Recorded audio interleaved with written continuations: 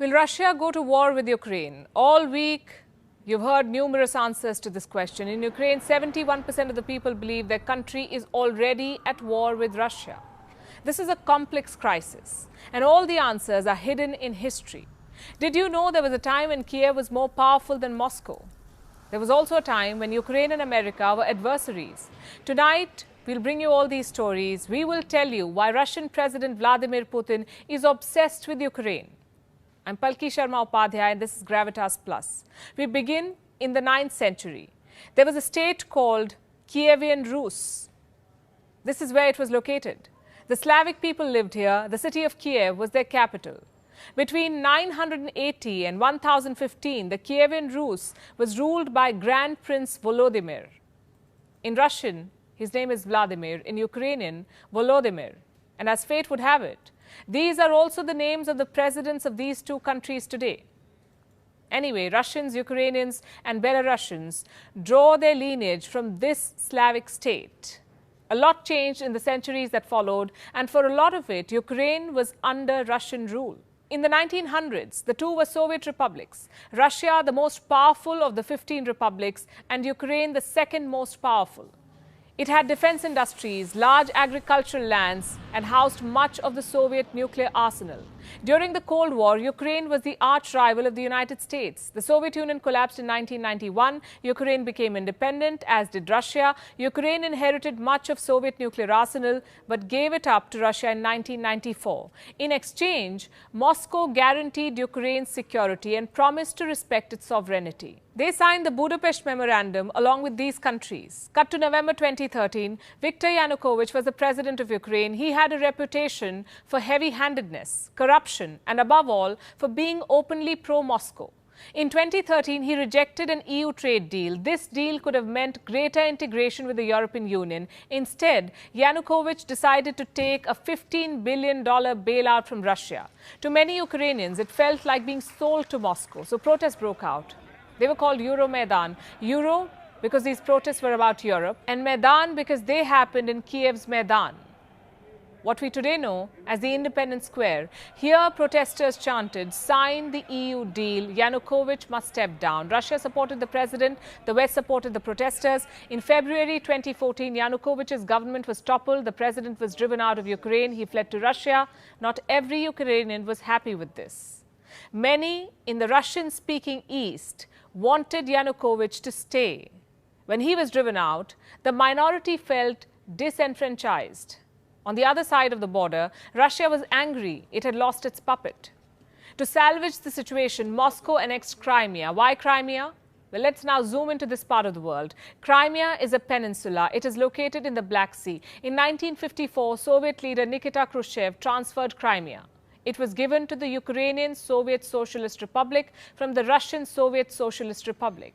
Why? Khrushchev hoped the transfer would strengthen, quote-unquote, brotherly ties between the Ukrainian and Russian people. Both Russia and Crimea were part of the Soviet Union, so this transfer did not mean very much. When Ukraine became independent in 1991, Crimea joined it. The peninsula was given special autonomy. It remained home to Russian military bases. Moscow promised to respect Crimean autonomy.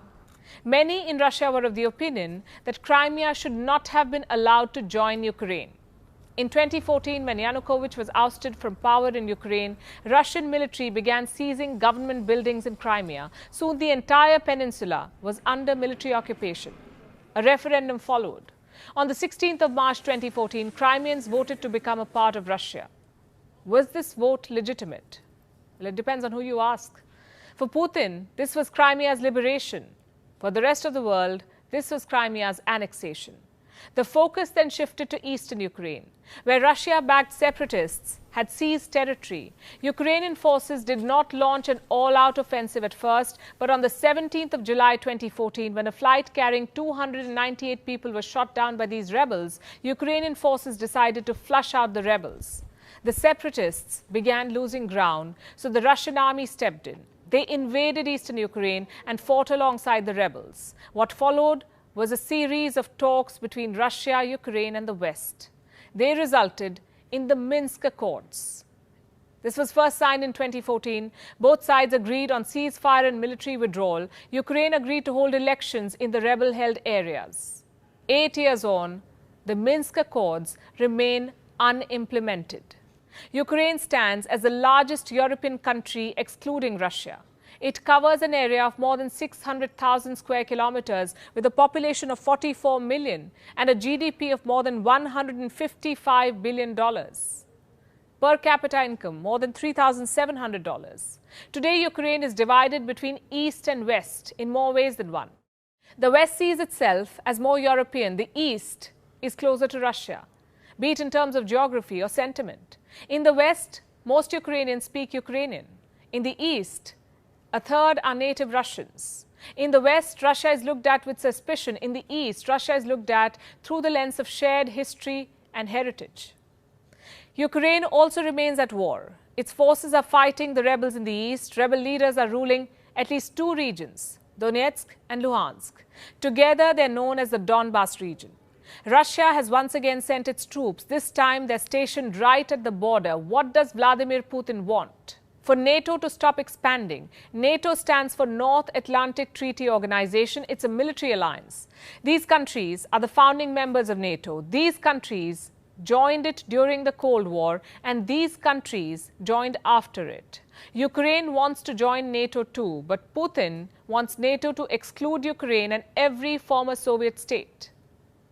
And this is just half the story. Like I said, a lot is hidden in history. For starters, there is domestic politics. When Putin annexed Crimea, his approval rating skyrocketed. Keeping the nationalistic drum rolling helps the Russian president. Annexing parts of Ukraine also helps Putin restore Russia's superpower image. Again, back to history. Many Russians view Ukraine's independence as a mistake. It is true that Ukraine was ruled by Russia. In fact, Ukraine has barely remained independent pre-1991. There was a brief period before World War I and then another stint in 1600. For the rest of its modern history, Ukraine was under Russia. 1 in 6 Ukrainians is an ethnic Russian. 1 in 3 speaks Russian as a native language. So Putin is right when he says historically they were one. But claiming Ukraine on the basis of colonial history is wrong. It will be like Britain claiming India or South Africa or Spain claiming the Philippines. Past imperialism cannot justify present-day expansionism. Here's what else history tells us. Ukraine was forcefully Russified. Cut to 1700, Russian leader Catherine the Great started Russifying Ukraine. Ethnic Russians were shipped to this part of the world. Schools were told to teach Russian language. By 1800, the Ukrainian language was banned. In 1930s, Soviet leader Joseph Stalin steered a famine in Ukraine. Millions of Eastern Ukrainians were killed. The area was then repopulated with ethnic Russians. In the 1940s, the ethnic Tatars were relocated. They too were replaced with Russians. There is a reason why Eastern Ukraine today has so many native Russian speakers. It was designed to be that way. Eastern Ukraine was always dear to Russia. It has coal, it has iron, fertile land. Its historical connection with Russia was forced. Putin time and again talks about the Holy Rus. He says Russians and Ukrainians are one people. 70% Ukrainians reject this thought. 72% consider Russia a hostile state. Today, 33.3% Ukrainians are ready to take up arms against Russia. 21.7% are ready to stage a civil resistance against Russia. 67% Ukrainians want to join the EU. 59% want to join the NATO. Meet the current Ukrainian President Volodymyr Zelensky. He came to power in 2019 following a landslide victory.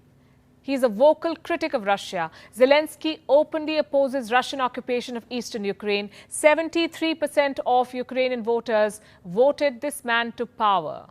Today, Volodymyr Zelensky represents the pulse of Ukraine, the Ukraine that wants to remain independent of Russia. But Vladimir Putin wants to become the man who revived Russian imperialism. He does not realize the world has moved on.